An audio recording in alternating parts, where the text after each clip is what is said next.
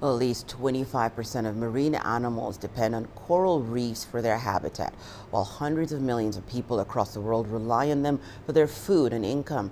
That's according to the UN's Environment Program. However, coral reefs are the world's most threatened ecosystems. But a fishing community in Kenya living along the shores of the Indian Ocean is trying to restore coral reefs that have been destroyed by climate change. CGTN's Dana Matengo reports.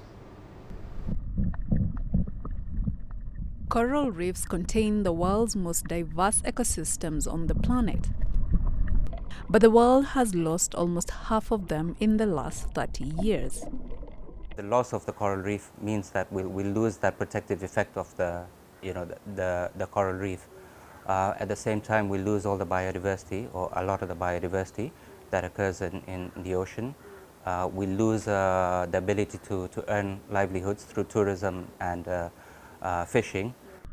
The Keruitu community in Kenya's northern coast are taking steps to conserve marine life by creating underwater gardens in the Indian Ocean. They first make a bed made of metal with a plastic mesh attached to it. Plugs made of cement and sand are dried and fastened to the bed to create a nursery of sorts. The bed is then ready for transplanting and is dropped on the seabed. Katana Ngala, the lead conservationist at Keruitu area, sets out every morning to tend to this coral garden. When it comes to cleaning of the garden, we have a format whereby we need to go every day because we have 35 tables inside the ocean, and among them, 14 tables are nurseries.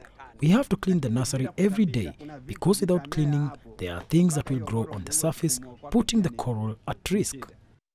Residents here noticed the dwindling stocks of fish and took it upon themselves to set up a conservation area in 2003. This was the first coral-based locally managed marine area in Kenya, locally known as Tengefu. 20 years on, the area has made a remarkable recovery. People do pay to visit the Tengefu, and that income kind of filters down to the community. The marine area, jointly managed by Oceans Alive and the island's community, has placed 57 large and 69 medium artificial reef structures in the channel in a bid to restore the coral gardens, and they hope that the same can be replicated across the entire coastline.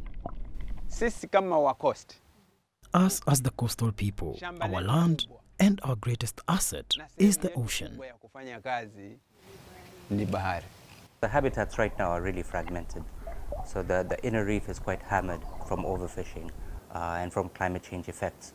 And if we can get communities to get involved in coral gardening right across the seashore, then we would be connecting these habitats, and it would really lift up the biodiversity, the amount of fish that are coming to these sites.